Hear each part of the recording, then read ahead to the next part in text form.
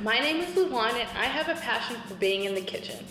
And through a lot of trial and error, I realized that cooking really is not as scary as it may seem. Being in the kitchen is not some big, bad, scary monster.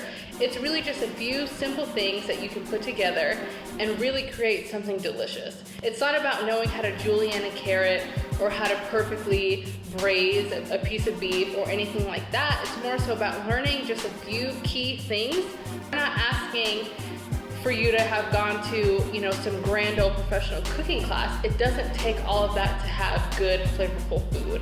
So anyway, I want y'all to join me on this journey as we create some really, really good food when we keep it really pretty simple here on my show. Welcome to SimplyLu. It smells so amazing, seriously. Fantastic as always.